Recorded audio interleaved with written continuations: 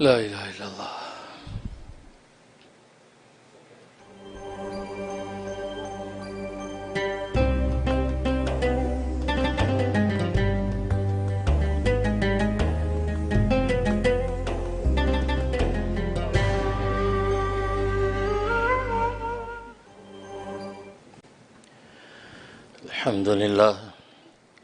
الحمد للہ نحمده ونستعینه ونستغفره ونؤمن به ونتوکل علیہ ونعوذ باللہ من شرور انفسنا ومن سیئات اعمالنا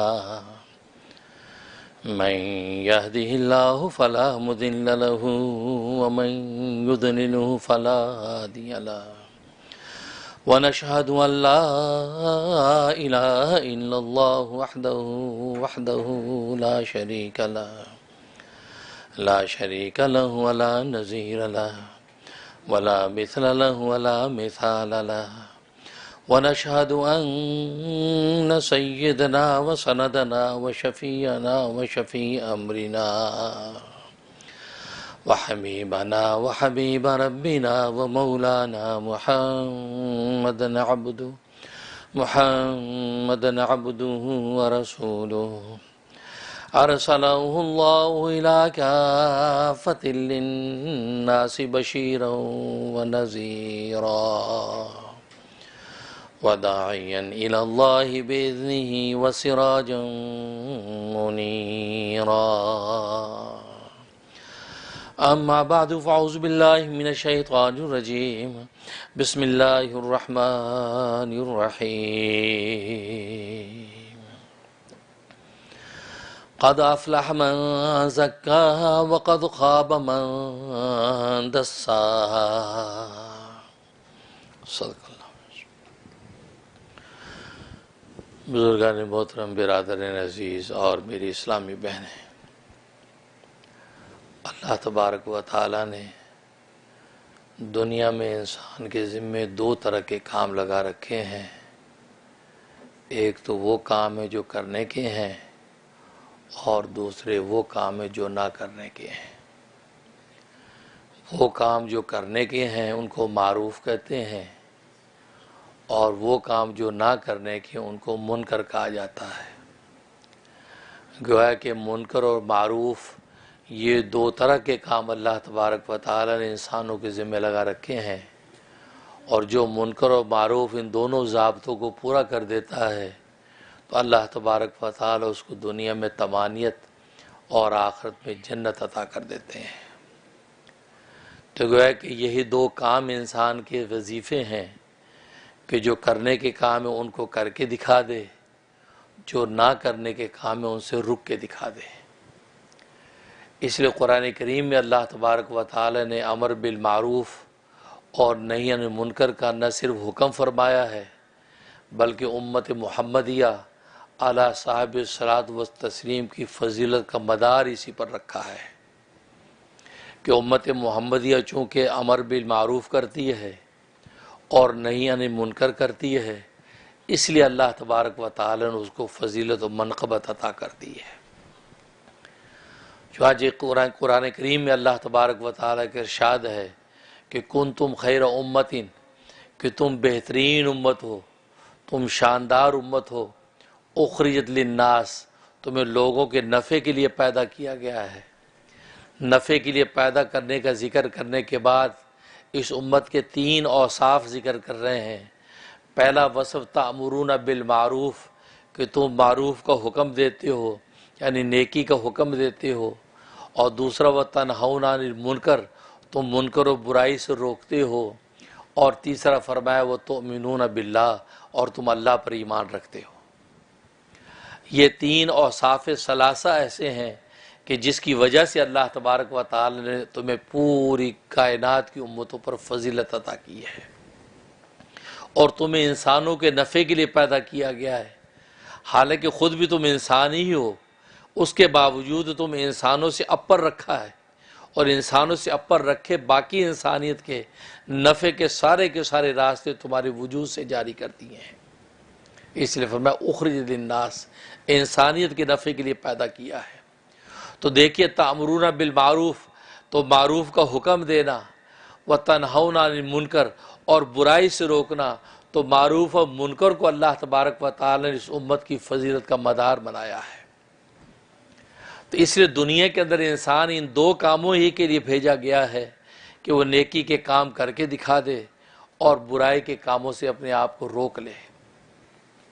اور عجیب بات یہ ہے ان دونوں کا بھی اگر خلاصہ اور نچوڑ کریں تو بات وہ نکلتی ہے کہ منکر سے رکنا اصل میں انسان کے لیے کمال ہے، گناہ سے بچنا اصل میں انسان کے لیے کمال ہے، عبادت کر لینا یہ نرا انسان کے لیے کمال نہیں ہے۔ اگر نفس عبادت کمال ہوتا تو یہ کمال ملائکہ کو ہم سے زیادہ حاصل ہے، فرشتے ہم سے زیادہ اچھی عبادت کرتے ہیں، ہم سے اچھا قیام کرتے ہیں، ہم سے اچھا رکوع کرتے ہیں، ہم سے اچھا سجدہ کرتے ہیں۔ یہاں تک کہ حدیث میں آتا ہے کہ اللہ تبارک و تعالی نے ایسے ملائکہ پیدا کر رکھے ہیں کہ جو سجدے میں ہیں، جب سے پیدا کیے ہوئے ہیں وہ اب تک سجدے میں پڑے ہیں، جو رکوع میں کھڑے ہیں وہ رکوع میں ہی ہیں، جو قیام میں ہے تو وہ قیام میں ہی ہیں۔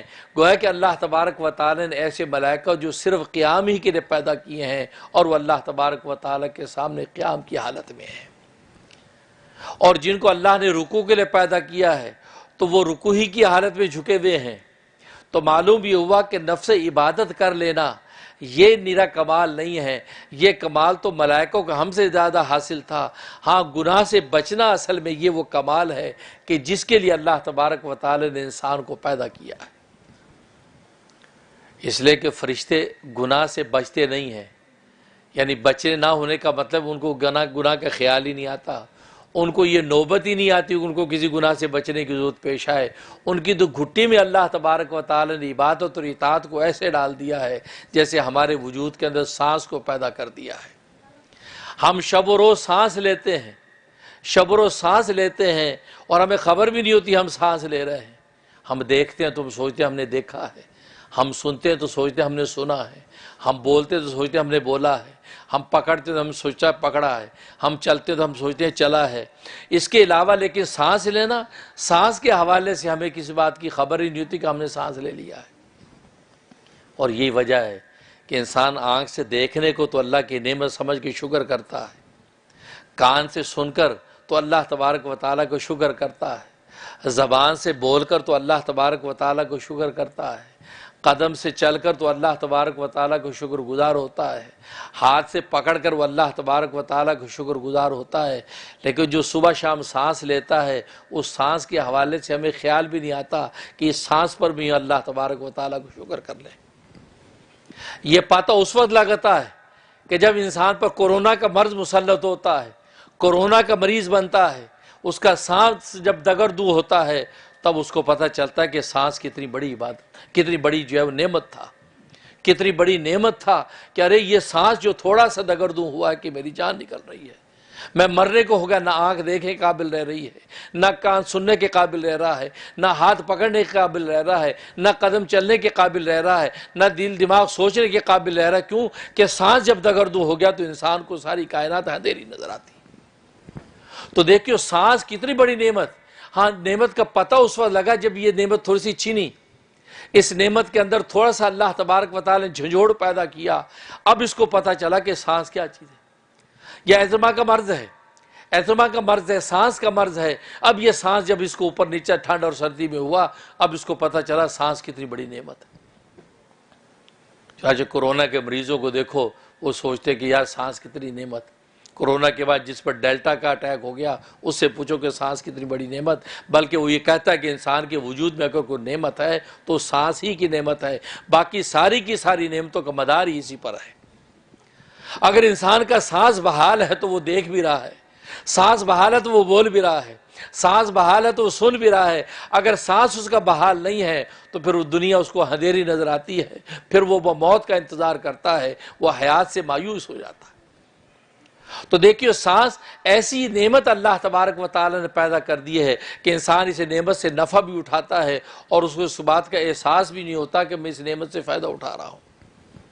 اور کبھی اس بات پر شکر نہیں کرتا یا اللہ تیرا شکر ہے کہ یہ سانس اندر گیا اور اندر آنے کے بعد باہر بھی نکل گیا، اس لیے کہ سانس اندر جائے اور پھر باہر نہ نکلے تو کیا ہوگا، اور سانس باہر لیا تو اندر نہیں گیا تو کیا ہوگا۔ تو انسان کبھی کہتا آکسیجن کی کمی ہوگی، مصنوعی سانس دو، آکسیجن کی سانس لیتا ہے۔ تو معلوم ہوا کہ یہ بالکل اسی طریقے سے جیسے سانس انسان جب لیتا ہے اس کو خبر بھی نہیں ہوتی، بالکل اسی طریقے سے اللہ تبارک و تعالی نے فرشتوں کے لیے عبادت کو ایسے بنا دیا ہے کہ جس طرح سانس لیتے ہیں، سانس لیتے لیتے انسان تھکتا نہیں ہے، انسان دیکھتے دیکھتے تھک جاتا ہے، بولتے بولتے تھک جاتا ہے، سنتے سنتے تھک جاتا ہے، پکڑتے پکڑتے تھک جاتا ہے، چلتے چلتے تھک جاتا ہے، سوچتے سوچتے ایون ہے کہ تھک جاتا ہے۔ اگر تھکتا نہیں تو وہ سانس لیتے لیتے تھکتا نہیں۔ کبھی یہ نہیں ہوتا کہ یار میں 10 گھنٹے سے جو ہے وہ سانس لے رہا ہوں، یار اب میں تھک گیا، یار بس اب میں سانس نہیں لے رہا۔ ہاں دیکھنے میں تو کہتا ہے یار گھنٹے سے دیکھ رہا ہوں، یار بس یار اب مجھے نہیں دیکھنا، یار بس بہت سن لی، یار کان ہی میرے تو پک گئے، یار بس کرو یار خاموش ہو جاؤ، یار چلتے چلتے تھک گئے، یار کہیں جا کے بیٹھیں۔ تو گویا کہ ہر چیز کے بارے میں تو تھکتا ہے، لیکن سانس کے بارے میں کبھی نہیں کہتا یار 15 گھنٹے سے سانس لے رہا ہوں، یار بہت ہو گیا، بس سانس بند، اب میں سانس نہیں لوں گا۔ جب سانس نہیں لے گا تو پھر کیا ہوگا آپ سمجھتے ہیں، تو پھر وہ سانس نہیں لے گا تو پھر سانس لینے کے قابل نہیں رہے گا۔ تو دیکھیے سانس تو بالکل اسی طریقے سے ملائکہ کے لیے تو عبادت اللہ نے سانس بنا دیا ہے، اور وہ ایک رتی بھی اللہ تبارک و تعالیٰ کی نافرمانی نہیں کرتے۔ ہاں انسان کے لیے اگر کوئی کمال ہے وہ اصل میں گناہ سے بچنا انسان کے لیے کمال ہے۔ جب گناہ سے بچ کر اب اللہ تبارک و تعالیٰ کی عبادت کرتا ہے تو یہ عبادت اللہ تبارک و تعالیٰ کی ہاں قیمت رکھتی ہے کہ ہاں واقعی گناہ سے بچا اور پھر عبادت بھی کر کے دکھائی ہے۔ نہ صرف یہ کہ جسم سے گندگی صاف کر دی بلکہ اس کے اوپر خوشبو بھی لگائی ہے، کپڑے نہ صرف دھو کے صاف پاک کر دیے بلکہ اس پہ خوشبو بھی چھڑکی ہے۔ ہاں اب گویا کہ اس کی قدر و قیمت بن جاتی ہے۔ بالکل اسی طریقے سے انسان گناہوں سے بچنے کے بعد اب اللہ تبارک و تعالیٰ کی عبادت میں بھی لگتا ہے، اب اللہ تبارک و تعالیٰ اس کی دوہری قیمت لگاتے ہیں۔ لیکن اگر نیری عبادت کر رہا ہے، 5 وقت کی نماز پڑھ رہا ہے، ادھر جھوٹ بھی بول رہا ہے، غیبت بھی کر رہا ہے، زنا بھی کر رہا ہے، چوری ڈاکو بھی کر رہا ہے، روزے بھی رکھ رہا ہے، حج بھی کر کے آتا ہے، اور جناب وہ سارے معاملوں کے اندر یہ ٹھگی اور فراڈ بھی کرتا ہے، تو اللہ تبارک و تعالیٰ کے تمہاری عبادت کی کوئی قیمت نہیں ہے۔ کیونکہ نیری عبادت کی قیمت ہوتی تو پھر اللہ تبارک و تعالیٰ کو ملائکہ کے بعد کسی مخلوق بنانے کی ضرورت نہیں تھی۔ ملائکہ اللہ تبارک و تعالیٰ کی بہت اچھی عبادت کرتے ہیں۔ نہ صرف ملائکہ بلکہ ساری کائنات اللہ تبارک و تعالیٰ کی بہترین عبادت کرتی ہے۔ ایسی مخلوقات اللہ نے پیدا کر دی جو ہر وقت قیام میں ہی ہیں، قیام میں ہی ہیں۔ دیکھو درختوں کو اللہ تبارک و تعالیٰ نے قیام کی عبادت دے دی ہے، وہ درخت قیام میں کھڑے ہیں، ساری زندگی وہ قیام میں کھڑے رہتے ہیں، تو قیام کی عبادت وہ کر رہے ہیں۔ گائے بھینس بکریوں کو دیکھ لیں، ان کو اللہ نے رکوع کی عبادت دے دی ہے، یہ ساری زندگی رکوع کی حالت میں نظر آتے ہیں۔ اور سانپ بچھو اور کیکڑوں کو اللہ تبارک و تعالی نے سجدے کی عبادت دے دی ہے، یہ ہر وقت سجدے کے اندر ہی نظر آتے ہیں۔ کچھوا چلا جا رہا ہے، کیکڑا چلا جا رہا ہے، آپ کو ایسا لگتا ہے جیسے سجدے میں چلا جا رہا ہے، تو سجدے کی بات ان میں اللہ نے حشرات الارض میں اللہ نے سجدوں کو تقسیم کر دیا ہے۔ پھر تشہد کے اندر بیٹھتے ہیں تو پہاڑوں کو اللہ تبارک و تعالیٰ نے تشہد کی عبادت دے دی کہ تشہد میں انسان جب بیٹھتا ہے تو نیچے کا گھیر زیادہ ہوتا ہے، اوپر کا کم ہوتا ہے۔ دیکھو پہاڑوں کے سلسلے نیچے سے پھیلے ہوئے ہیں، اوپر ان کی نوکیں نکلی ہوئی ہیں، تو گویا کہ اس طرح لگتے ہیں کوئی ہمالیہ کے سلسلوں کو نگاہ دیکھو جیسے کہ سارے کے ساتھ تشہد کے اندر بیٹھے ہیں۔ تو تشہد کی عبادت اللہ نے پہاڑوں میں تقسیم کر دی۔ اور ذکر و تسبیح جو نماز میں ہم کرتے ہیں ملائکہ میں اللہ نے تقسیم کر دیے ہے، ملائکہ ہر وقت اللہ تبارک و تعالیٰ کے ذکر و تسبیح کر رہے ہیں۔ پرندے اللہ تبارک و تعالیٰ کے ذکر و تسبیح کر رہے ہیں، جو وہ چہچہاتے ہیں اصل میں اس کے پیچھے وہ اللہ تبارک و تعالیٰ کی حمد و ثنا کر رہے ہیں۔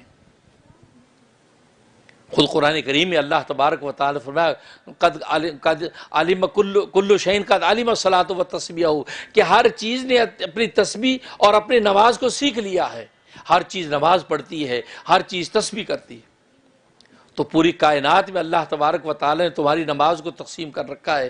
اللہ نیری تمہاری نماز کا محتاج نہیں، ہاں تمہیں اللہ نے یہ شرف عطا کیا کہ کائنات کے اندر جو پھیلی ہوئی نماز تھی وہ ساری کی نماز، ساری نماز اکٹھے کر کے اللہ تبارک و تعالی نے اکیلے انسان کو عطا کر دی۔ انسان کی نماز میں قیام بھی ہے جو درخت کرتے ہیں، اور رکوع بھی ہے جو ہے وہ مویشی اور حیوانات کرتے ہیں، اس کے اندر جو سجدہ بھی ہے جو حشرات الارض کرتے ہیں، اس میں تشہد بھی ہے جو کوہ ہمالیہ کے پہاڑوں کے سلسلے کرتے ہیں، اس میں ذکر و تسبیح ہے جو ملائکہ کرتے ہیں۔ تو گویا کہ ساری کی ساری نماز اللہ تبارک و تعالی نے جو عالم اکبر کے اندر تقسیم کر رکھی تھی، اللہ نے اس کو گویا کہ ایک نینو ٹیکنالوجی جس کو عالم انسان کہتے ہیں، اللہ نے وہ ساری کی ساری نماز کو عالم اصغر کے اندر تقسیم کر دیا۔ ادھر نظر رکھو۔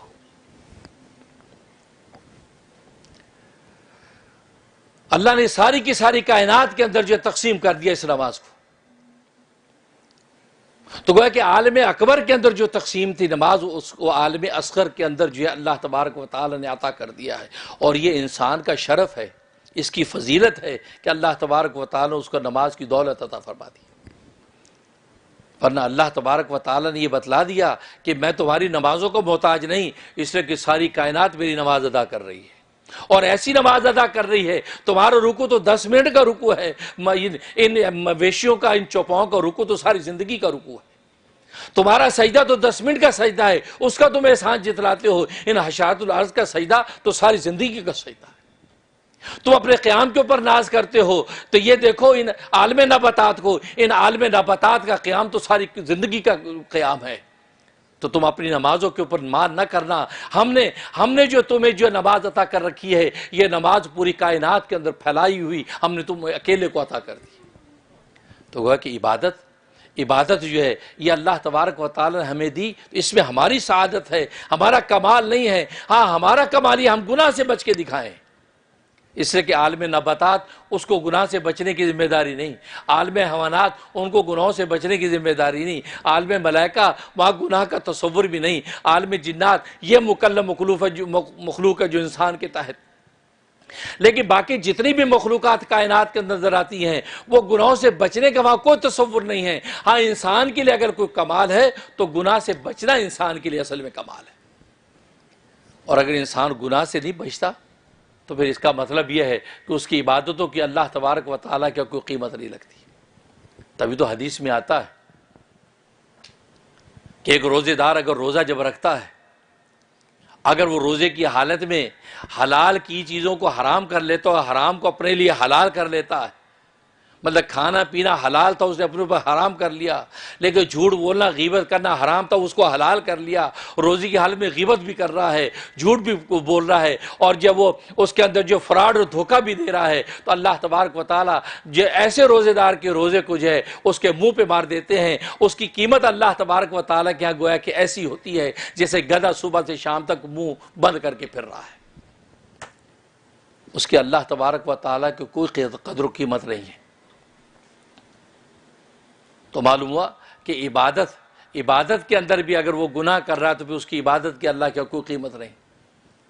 اس لیے حدیث میں آتا ہے بہت سے نمازی ایسے ہیں ان کی نمازوں کو لپیٹ کر ان کے منہ پہ مار دیا جاتا ہے، حالانکہ انہوں نے نماز ادا کی ہے، انہوں نے قیام کیا ہے، رکوع کیا ہے، سجدہ کیا ہے، تشہد کیا ہے، ساری عبادت کے ارکان ادا کیے ہیں، لیکن کیا بات ہے کہ اللہ تبارک و تعالیٰ کے وہ عبادت نہیں ہے۔ اس لیے عبادت نہیں ہے، وہ بظاہر عبادت کی تصویر تو ہے لیکن اس کے اندر عبادت کی حقیقت نہیں ہے، اور حکم حقیقت پر لگتا ہے، تصویر پر نہیں لگتا۔ اگر پانی کی تصویر آپ کے پاس ہو تو آپ کی پیاس نہیں بجھتی، کھانے کی تصویر آپ کے پاس ہو اس کو دیکھ کر بھوک نہیں مٹتی۔ اسی طریقے سے اگر جو ہے کسی بھی چیز کی تصویر آپ کے پاس ہے، آگ کی تصویر ہے تو آگ کی تصویر کاغذ کو جلاتی نہیں ہے۔ ہاں حقیقت اگر آگ کی ایک چنگاری کاغذ پہ ڈال دو گے کاغذ جلنے لگے گا، 2 گھونٹ پانی کی حقیقت میں پی لو گے تو پیاس میں تسکین آنے لگے گی، 2 لقمے روٹی کے کھا لو گے تو بھوک مٹنے لگے گی۔ تو معلوم ہے حقیقت پر فیصلہ ہے۔ تو جو عبادت تصویر اور صورت کی شکل میں اللہ تبارک و تعالیٰ کے پہنچتی ہیں، اللہ کے ایک ڈھانچہ ہے اس کے اندر حقیقت نہیں ہے، اللہ ان کو میرے کپڑے کی طرح لپیٹ کے ہمارے منہ پہ مار دیتے ہیں۔ بلکہ ایک حدیث میں فرمایا یہ نماز جب اوپر آسمانوں کی طرف جانے لگتی ہے کہ جس کو نمازی نے برے طریقے سے ادا کیا ہے، برے طریقے سے ادا کرنے کا مطلب نہ اس پہ خشوع ہے، نہ اس پہ خضوع ہے، نہ توجہ اللہ ہے، نہ اس بات کا احساس ہے کہ میں ہاتھ باندھ کے کس کے سامنے کھڑا ہوں۔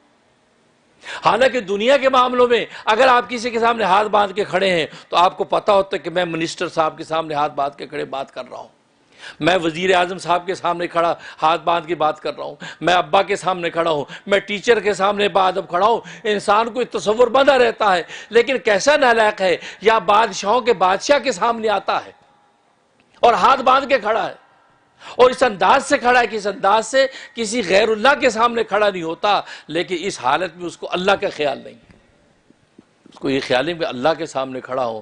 تو ایسی نماز جب جاتی ہے آسمان کی طرف، حدیث میں آتا ہے کہ نمازی کے لیے بد دعا کرتی ہوئی جاتی ہے کہ جس طرح تو نے مجھے برباد کیا، اللہ تعالیٰ تجھے اسی طرح برباد کرے۔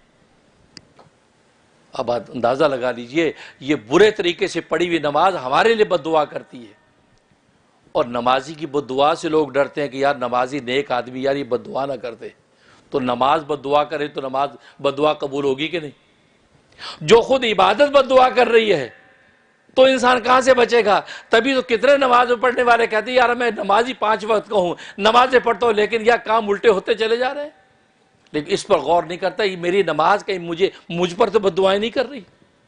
وہ اپنی نماز پہ کبھی غور نہیں کرتا، وہ اسی کو نماز سمجھتا، میں نے قیام کیا، رکوع کیا، سجدہ کے ہاتھ دعا کی گھر آ گیا۔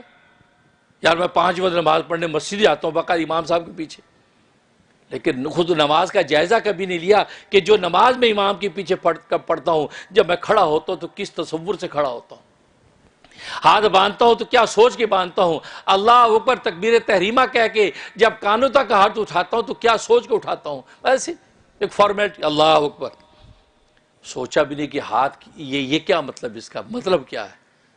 اس کا مطلب ہے کہ اللہ کا غیر جو ہے اس کو پیچھے پھینک دیا اور اللہ کو اپنے سامنے کھڑا کر لیا۔ یہ جو پیچھے یہ جو کرتے ہیں تکبیر تحریمہ، یعنی وہ تکبیر جو حرام کرنے والی ہے۔ کیا مطلب؟ اللہ کے علاوہ ہر چیز کو آپ نے حرام کر دیا، اپنے پیٹھ پہ پھینک دیا۔ ہمیں نہ آسمانوں کی بلندیاں دیکھنی ہیں، نہ زمین کی وسعتیں دیکھنی ہیں، نہ دنیا کی لذتیں دیکھنی ہیں، نہ خواہشوں میں نگاہ رکھنی ہے، نہ بیوی بچوں کا سوچنا ہے، نہ دکان مکان کو سوچنا ہے، نہ دولت سر پر تصور رکھنا ہے، نہ عہدہ اقتدار کی ہیبت اپنے دلوں میں رکھنی ہے، سب پیٹھ پیچھے پھینک دیا اور ہاتھ باندھ لیے کس کے آگے؟ ہمارے آگے ہمارا رب کھڑا ہے، اس رب کے سامنے جھک جانا ہے۔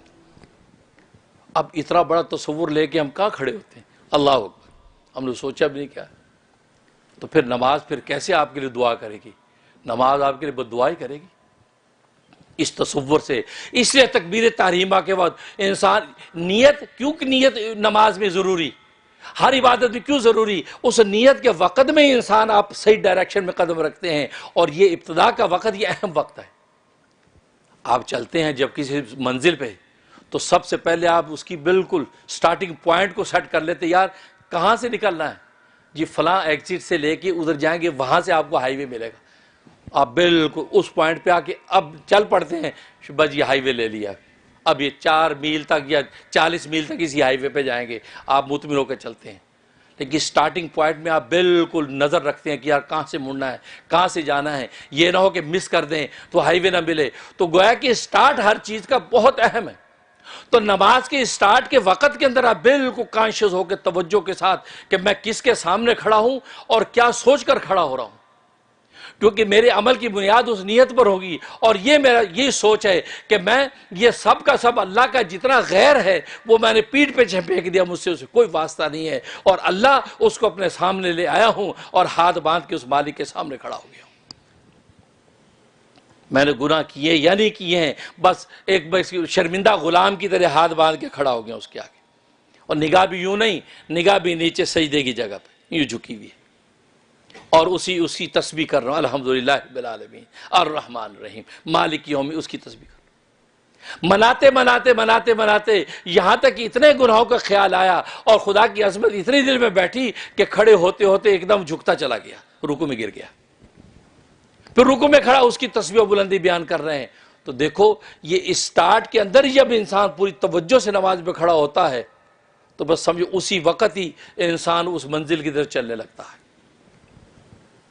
پھر آخر میں السلام علیکم کر کے سلامتی بھیج کے خوش ہوتے ہیں، دائیں والوں کو سلام، بائیں والوں کو سلام، ایک دوسرے کو سلام۔ کیوں؟ اس لیے کہ ہم تو کہیں اور چلے گئے تھے، سلام تبھی تو کر رہے ہیں، واپس آ کے کہیں اور چلے گئے تھے، اور کہاں ہم نے عالم آخرت کا سفر کیا، ہم عالم آخرت کے سفر پہ چلے گئے، اور جب ہم سجدے میں گئے تھے تو ہمارا سر اللہ کے قدموں میں تھا۔ اور حدیث میں فرمایا الصلاۃ معراج المومن، کہ نماز مومن کی معراج ہے، کہ نبی کریم صلی اللہ علیہ وسلم جن کی برکت سے ہمیں جب وہ یہ نماز کی دولت معراج کے سفر میں ملی، وہ تو فزیکلی اس جسم و جان کے ساتھ بیداری کی حالت میں یہ معراج کا سفر طے کر کے آئے، اور وہاں سے جو تحفہ لے کے آئے وہ تحفہ امت کے لیے ایسا لے کے آئے، امت اس تحفے کو اگر اختیار کرے گی تو وہ نماز کی حالت میں اس معراج کے سفر کو طے کر جائے گی۔ تو روحانی طور پہ ہم معراج کا سفر کر گئے، معراج کا سفر کرنے کے بعد جب واپس آئے ہیں تو ظاہر ہے پھر ایک دوسرے کو سلام تو کرنا ہی ہے نا۔ امام صاحب بھی کر رہے ہیں السلام علیکم ورحمۃ اللہ، مقتدی بھی کر رہے ہیں السلام علیکم ورحمۃ اللہ، تو یہ سلام جو کیا جا رہا ہے تو گویا کہ ہم دوسرے عالم سے واپس آ کر ایک دوسرے کو سلام کر رہے ہیں۔ اور سلامتی بھیجنے کا مطلب یہ ہے کہ انشاءاللہ جو نماز ہم نے پڑھی، جو یہ سفر ہم نے کیا ہے، انشاءاللہ سلامتی کے ساتھ اللہ کے ہاں قبول ہو گیا ہوگا۔ تو دیکھو یہ تصورات، تو کہنے کا مقصد یہ ہے کہ مومن بندے کے لیے کمال گناہ سے بچنا ہے۔ نیکی کرنا کمال تب بنتا ہے کہ انسان جب گناہوں سے بچے، لیکن اگر گناہ سے بچتا نہیں ہے، نیکی کرتا چلا جاتا ہے، تو آخرت کے اندر جب کھولیں گے تو کچھ بھی نہیں ہوگا وہاں۔ اب پانی کی ٹینکی میں آپ نے پانی چھوڑ دیا اور نیچے سے ٹوٹیاں کھول دیں تو کیا خیال ہے پانی وہاں جمع ہوگا؟ شام کو آپ دیکھیں گے یار وہ اوپر سے تو میں نے پانی کا پائپ لگا رہا، پانی کیوں جمع نہیں ہوا؟ کہا کہ ظالم تو ٹونٹیاں ساری کھولی ہوئی ہیں، پانی جمع کہاں سے ہوگا؟ بس بالکل اسی طریقے سے انسان جب عبادتیں کرتا ہے، عبادتیں کرنے کے ساتھ گناہوں کی ٹوٹیاں بند کر لے، آنکھ کی ٹوٹی بند کر لے، کان کی ٹوٹی بند کر لے، ناک کی ٹوٹی بند کر لے، زبان کی ٹوٹی بند کر لے، ہاتھ پیر کی ٹوٹی بند کر لے، گویا کہ 5 قسم کے جو یہ نل لگے ہوئے ہیں، یہ 5 نلوں کو بند کر لے گا، اب سمجھو کہ عبادت کے انوارات جمع ہوں گے۔ کل روز آخرت میں جب انسان کا باطن کھلے گا تو انوارات ہی انوارات آپ کے ساتھ ہوں گے۔ لیکن اگر وہ یہ سوچتا نہیں یار نماز تو میں پڑھتا ہوں، کوئی بات نہیں، اگر غیبت کی ہے تو نماز تو پڑھتا ہوں یار، میں یار کوئی بات نہیں، جھوٹ بول لیا کیا ہوا، میں روزے تو رکھتا ہوں یار، کوئی بات نہیں، آپ کرتے رہے، آپ کی مرضی ہے، کیونکہ دنیا کے اندر اللہ نے فریڈم دیا ہے، آپ کو آزاد رکھا ہے، آپ کو سبق دے دیا، جو چاہے ایمان کا راستہ اختیار کرے، جو چاہے کفر کا راستہ اختیار کرے، لیکن آخرت کے اندر جب آپ کے باطن کی ٹینکی کھولی جائے گی تو سوچو وہاں کیا ہوگا، وہاں کچھ اثر باقی بھی عبادت کا ہوگا کہ نہیں؟ کچھ بھی نہیں ہوگا۔ بس اس لیے فرمایا کہ انسان کے لیے کمال ہے کہ وہ اپنے گناہوں سے اپنے آپ کو روکے، اور جب گناہوں سے روکتا ہے تو اللہ تبارک و تعالیٰ اب اس کے لیے اس عبادت کو خیر اور نور بنا دیتے ہیں، اور یہی وہ نور ہے کہ جیسے خود قرآن کریم میں اللہ تبارک و تعالیٰ نے فرمایا کہ وہ کب میدان حشر میں روز قیامت میں اہل ایمان چلیں گے، یہ نور ان کے دائیں بائیں روشنی کرتا ہوا چلے گا، اور اس روشنی میں دیکھ دیکھ کے منزل پہ پہنچیں گے۔ لیکن اگر اس نور کو ضائع کر دیا تو پھر کچھ بھی نہیں۔ تو بار کیا ہے، تو کہنے کا مقصد ہے کہ انسان دنیا کے گناہوں سے بچے۔ اب سوال یہ ہوا یار گناہوں سے بچے کیسے؟ کوشش تو بہت کرتے ہیں، بچ نہیں پاتے، بلکہ آج کا زمانہ اتنا خراب ہے کہ جی اچانک نظر پڑ جائے، حدیث میں تھا اچانک نظر پڑ جائے معاف ہے۔ ایک اللہ والے فرماتے ہیں کہ آج کا زمانہ اتنا خراب ہے، وہ کراچی میں تھے تو فرماتے تھے کراچی میں آج تاریک روڈ پہ انسان وہاں چلا جائے تو وہاں اتنے نامحرم چہرے نظر آتے ہیں کہ انسان اچانک نظر پڑی ہٹایا، ادھر اچانک نظر، تو جگہ جگہ ایسے نامحرم چہرے ہیں، تو اچانک میں ہی فرمایا کہ نفس کی چینک بھر جاتی ہے، اچانک میں نفس کی چینک بھر جاتی ہے۔ فرمایا اتنے زیادہ نامحرم اور گناہ سامنے ناچتے ہیں کہ انسان کہاں سے نگاہ بچائے۔ تو آج کا عالم تو یہ ہے، آج جیسے مینہٹن کی دنیا میں سمر ہو، مینہٹن کی دنیا میں آپ چلے تو وہاں جگہ جگہ گناہ معصیت دنیا گھوم رہی ہے، ننگی ناچ رہی ہے، آدمی کہاں سے نگاہ ہٹائے، تو اچانک میں چینک بھر جائے گی، کیا کریں؟ اصل میں بچنے کے 2 طریقے ہیں، ان 2 طریقوں کو آج ہم نے پامال کر دیا، ہم نے اس پر سوچا ہی نہیں ہے۔ ایک صحبت، دوسری سماعت۔ اگر چاہتے ہو کہ ہمارے اندر گناہوں سے بچنے کی ول پاور پیدا ہو جائے، عبادت کا ذوق پیدا ہو جائے، اور ایک فکر اور تڑپ پیدا ہو جائے کہ یار مرنے کے بعد کی زندگی بھی کوئی زندگی ہے بھائی، اس کی بھی تیاری کرنی ہے. یہ فانی زندگی پر اپنے آپ کو فنا کیے جا رہے ہیں, اس مٹی کی زندگی پر مٹی ہو کر مٹی ہو رہے ہیں. یار نہیں, اصل زندگی تو بعد میں آنے والی, اس کی تیاری. یہ فکر کیسے پیدا ہوگی؟ اور جب یہ فکر پیدا ہوگی, اور آپ جانتے ہیں انسان اندر کا نظریہ جب بدلتا ہے, اب انسان کا عمل بدل جاتا ہے. ہم عمل تو بدلنے کی کوشش کرتے ہیں, اندر کے نظریے کو بدلتے نہیں. ہماری نظر میں ڈالر کی جو قیمت ہے وہ قرآن کی ایک آیت کی قیمت نہیں ہے. ہماری نظر میں BMW کی جو قیمت ہے وہ نبی کی ایک حدیث کی قیمت نہیں ہے. ہماری نظر میں مرسڈیز کی جو قیمت ہے وہ جو ہے وہ نبی کی ایک سنت کی قیمت نہیں ہے. تو جب اندر کا نظریہ بدل نہیں رہا تو ظاہری عمل سے ہمیں نفع کیوں نہیں پہنچ رہا؟ اس کی وجہ یہ ہے کہ انسان اندر کا نظریہ بدلتا نہیں ہے. اور اس وقت بدلے گا کہ دو کاموں میں سے ایک کام, اور وہ دو کون سے کام ہیں؟ ایک صحبت, دوسری سماعت. صحبت کا مطلب یہ ہے کہ ایسے اللہ والوں کی صحبت اختیار کرے کہ جو اللہ والے واقع مجاہدے کرتے ہیں, جو اللہ والے گناہوں سے بچ کر دکھاتے ایسے بچا جاتا ہے, جو اللہ والے عبادتیں کر کے دکھاتے عبادت ایسے کی جاتی ہے, جو اللہ والے جو ہے وہ شیطان کے جو اغوا کو توڑ کر آگے بڑھنا جانتے ہیں, وہ اللہ ان کی صحبت ہے. جب ان کی صحبت اختیار کرتا تو انسان واقع ان سے سیکھتا ہے. اور یہ صحبت تو ایک ایسا فطری اصول ہے کہ دنیا کے کاموں میں بھی آج ہر جگہ صحبت کا اصول. آپ ڈاکٹر بن گئے, آپ نے MBBS کر لیا, ڈاکٹری کرنے کے بعد کہا جی آپ کو ریزیڈنسی بھی کرنی ہے. ریزیڈنسی کا مطلب کیا ہے؟ چھوٹا ڈاکٹر بڑے ڈاکٹر کی صحبت میں ٹائم گزارتا ہے, اس کے ساتھ ساتھ چلتا ہے, اس کو سنتا ہے, اپنا اوپینین دیتا ہے, وہ اس کی اصلاح ترمیم کرتا ہے. وہ ریزیڈنسی کیا ہے؟ ہمارے ملک میں اس کو ہاؤس جاب کہتے ہیں کہ ڈاکٹر ہاؤس جاب کرے گا. وہ ہاؤس جاب کیا ہے؟ وہ بڑے ڈاکٹر کی صحبت میں ٹائم گزار رہا ہے. یہاں تک کہ ایک ریڑھی چلانے والا, اس کا اگر گدھے کا بچہ پیدا ہوتا ہے تو گدھا گاڑی کے ساتھ اپنے بچے کو بھی کل کو لگاتا ہے, اس کے ساتھ چل چل کے ریڑھی چلاتا ہے. یہ صحبت ہے. تو گویا کہ صحبت ایک ایسا فطری اصول ہے کہ کائنات کے ہر شعبے کے اندر چلتا ہے. بغیر صحبت کے انسان آگے بڑھ ہی نہیں سکتا. روٹیشن کیا ہے؟ آج دنیا ڈگری مل گئی مجھے جی, ہاں جی میں جو ہے جرنلسٹ بن گیا ہوں, لیکن میری روٹیشن ہے جی. مجھے آسٹریلیا کے اندر 6 مہینے کی روٹیشن, مجھے سویڈن کے اندر 6 مہینے کی روٹیشن, مجھے فلاں ملک. یہ روٹیشن کیا؟ یہ روٹیشن صحبت ہی تو ہے کہ وہاں کے بڑے صحافیوں میں جا کر وہ ٹائم گزارتا ہے, وہاں کے احوال دیکھتا ہے. تو گویا کہ یہ ساری صحبت, تو ساری دنیا اس حقیقت کو مانتی ہے کہ دنیا کی کوئی بھی کامیاب منزل اس وقت تک انسان حاصل نہیں کر سکتا جب تک وہ ماہر کی صحبت کو اختیار نہیں کرتا. بس یہی اصول اللہ تبارک و تعالی نے گناہوں سے بچنا اور نیکیوں کا ذوق پیدا کرنے میں عطا کر دیا کہ صحبت اختیار کرو. اور قرآن میں فرما دیا یا ایھا الذین آمنوا, اے ایمان والو, اتقوا اللہ, اللہ سے ڈرتے رہو, وکونوا مع الصادقین, اور سچوں کی صحبت میں رہو, سچوں کے ساتھ جڑ جاؤ. گویا کہ سچوں کی جب صحبت میں رہو گے تو اس کا اثر تمہارے اوپر آئے گا, اس کا اثر تمہارے اوپر آئے گا. اب دیکھو ایئر کنڈیشن چلتا ہے, ایئر کنڈیشن کے بالکل قریب آپ بیٹھ جائیں تو آپ کو ٹھنڈ کتنی زیادہ محسوس ہوگی, دور بیٹھ جائے تو ٹھنڈ محسوس ہوگی لیکن کم محسوس ہوگی. تو آپ یہ سوچیں کہ ایئر کنڈیشن کے پاس بیٹھ کر ٹھنڈ کا عالم یہ ہے کہ جناب سینہ ٹھنڈا ہو جاتا ہے, گریبان کھول دیتا ہے, انسان سکون ملتا ہے.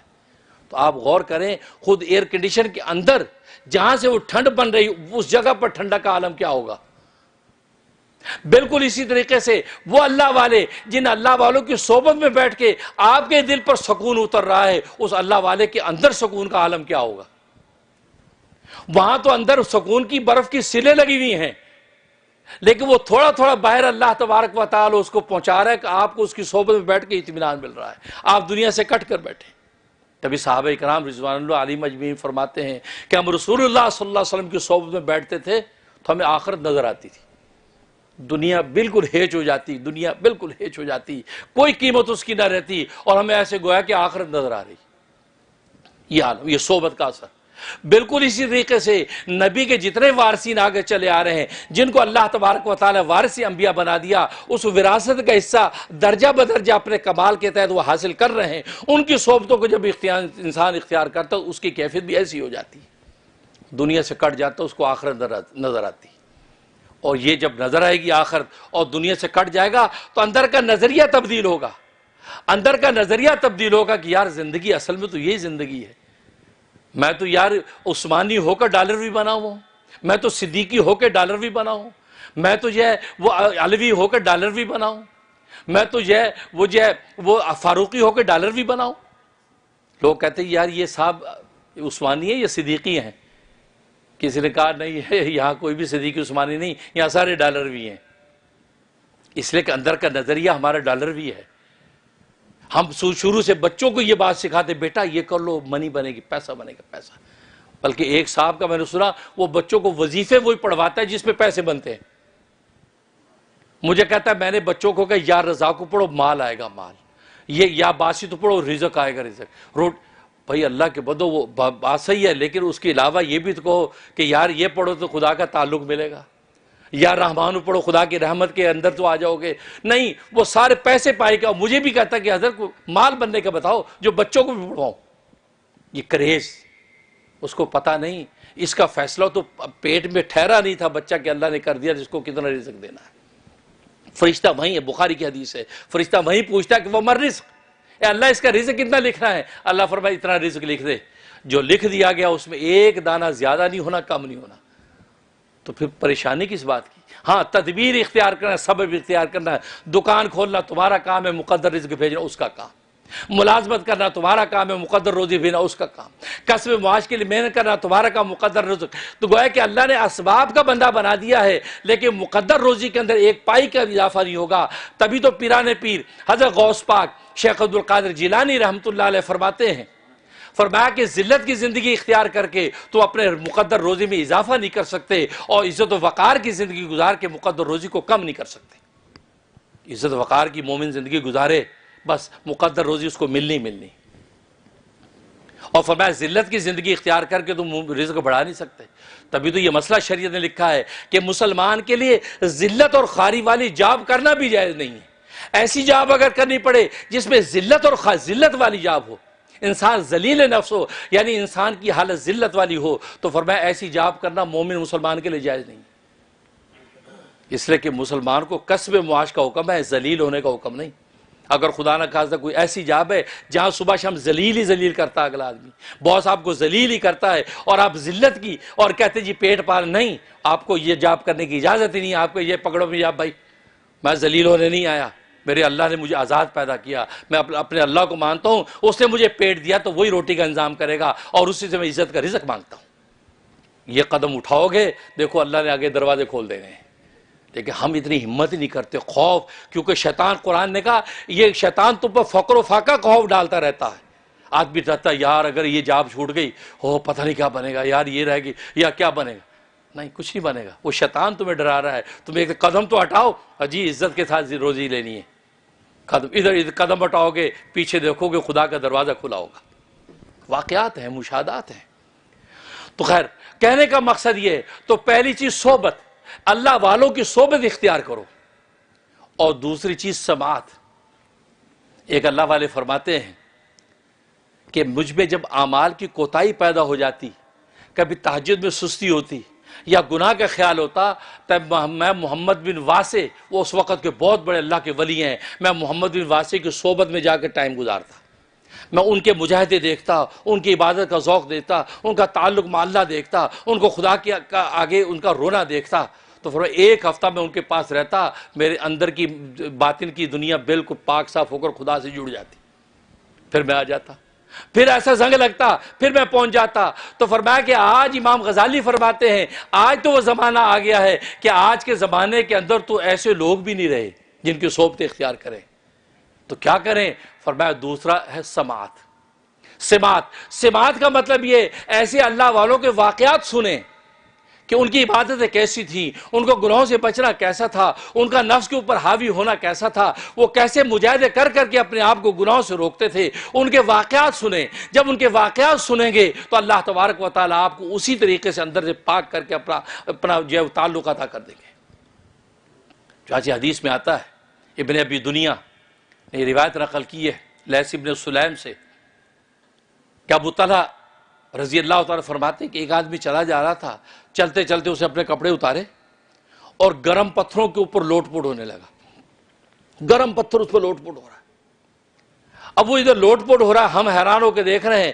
اس دوران میں اس کی نظر پڑی رسول اللہ صلی اللہ علیہ وسلم پر کہ وہ آپ ایک سائے دار درخت کے نیچے بیٹھے، جیسے اس کی نظر پڑی تو فوراً جو وہ اپنے آپ کو سمیٹ کے اٹھ گیا اور آپ کے پاس آ گیا اور آ کے کہنے کہ یا رسول اللہ، میرے نفس نے مجھے مغلوب کر دیا تھا اور نفس مجھ پر غالب آ گیا تھا، اس کی اصلاح کے لیے میں نے اپنے آپ کو اس طرح کیا، اس نفس کو سزا دی کہ تو غفلتیں کرتا ہے۔ اور کیا الفاظ کہے، کہا کہ اے راتوں کے مردار اور دنوں کے بیکار، راتوں کے مردار دنوں کے بیکار، یہ رات میں مردار کی طرح سویا رہتا ہے اور دن میں بیکار پھرتا ہے، نہ خدا کو یاد کرتا ہے نہ خدا کی مخلوق کی خدمت کرتا ہے۔ تے راتوں کے مراد دنوں کے بیکار، لے اب مزہ چکھ، تو اب مزہ چکھاتا ہوں۔ اب وہ لوٹ پوٹ، جب نبی کو دیکھا تو آ گئے، یا رسول اللہ میں اصل میں اس لیے کیا کہ میرا نفس مجھ پہ غالب آ گیا۔ آپ نے فرمایا کیا اس کے علاوہ کوئی صورت تجھے نظر نہیں آئی کہ تو اپنے نفس پر غالب ہوتا؟ یہ بات کہی، اور اس کے بعد فرمایا لیکن تیرا یہ عمل اللہ تبارک و تعالیٰ کے ایسا مقبول ہوا کہ اللہ نے آسمانوں کے دروازے کھول دیے ہیں اور فرشتے وہاں سے تجھے دیکھ رہے ہیں، اور اللہ تجھ پر جو ہے فرشتوں کے سامنے فخر کر رہا ہے، فخر کر رہا ہے۔ دیکھو اپنے آپ کو گناہوں سے بچا کے میرا بندہ بننے کے لیے اس نے اپنی جسم و جان کو دیکھو جوکھوں میں ڈال دیا ہے۔ دیکھو تم اسی پر اعتراض کرتے تھے کہ بندہ خون ریزی کرے گا، یہ دوسرے کی خون ریزی کیا کرے گا، یہ تو اپنے نفس کو مار کے میرا بننا چاہتا ہے۔ کہتے فرشتوں کو فخر کر رہا ہے۔ جا اور کیا فرمایا، فرمایا کہ یہ جو لوگ ہیں جو دوسرے صحابہ کھڑے تھے، کہا کہ اس سے نصیحت حاصل کرو، اس سے جو دعا لو، تو سب کہنے لگے ہمارے لیے دعا کرنا، بھائی ہمارے لیے دعا کرنا۔ تو وہ دعا کرنے لگے اے اللہ تقوی کو ان کا توشہ آخرت بنا دے اور ان کو ہدایت پہ قائم رکھ، یا اللہ تقوی کو ان کا توشہ آخرت بنا دے، ان کو ہدایت پہ قائم رکھ۔ تو اللہ کے نبی فرمایا کہ ان کے لیے دعا کر دو، تو وہ یہ دعا کرنے لگا، اور اس کے بعد فرمایا کہ اے اللہ ان حضرات کو دنیا کے اندر تقوی اور ہدایت عطا فرما اور آخرت میں ان کے لیے جنت کا فیصلہ فرما۔ سب نے کہا آمین، نبی فرمایا آمین کہو۔ اب دیکھو اس کی یہ طلب کس بات کی ہے، کہ اللہ کو پانے کے لیے، دنیا کا احتجاج نہیں ہے۔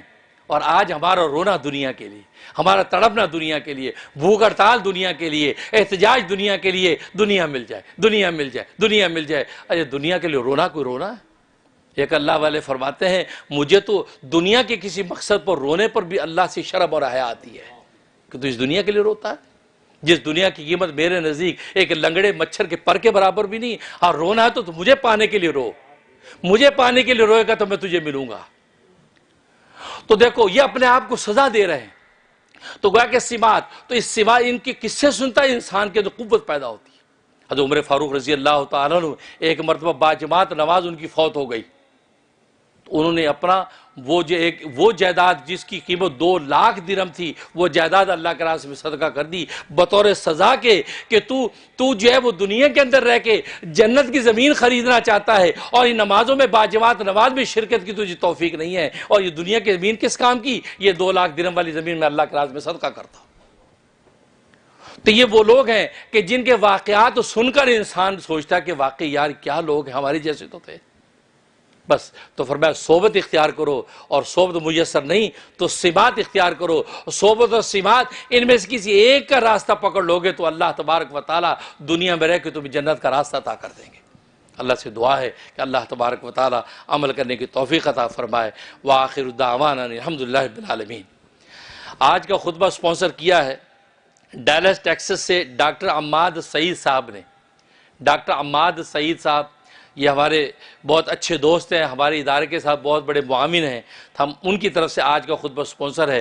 ان کے لیے ہم دعا گو ہیں کہ اللہ تبارک و تعالیٰ ان کو دن دگنی رات چوگنی ترقیاں عطا فرمائے، اور ان کی جو بھی کاروبار تجارتیں ہیں اس میں ترقیاں ہوں، اور ان کو حاسدوں اور دشمنوں سے اللہ تبارک و تعالیٰ محفوظ رکھے اور ظاہری باطنی دولتوں سے مالا مال فرمائے۔ اور اس کے علاوہ جو بھی رحم ٹی وی کے ساتھ کسی بھی حوالے سے تعاون رکھتے ہیں اللہ ان کے تعاون کو شرف قبول عطا فرمائے۔ آمین یا رب العالمین۔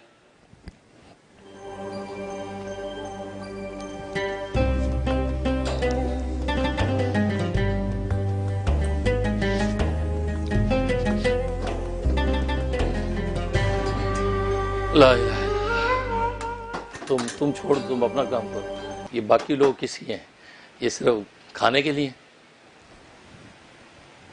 کوئی اور اٹھا لیا کرے، لیکن مؤذن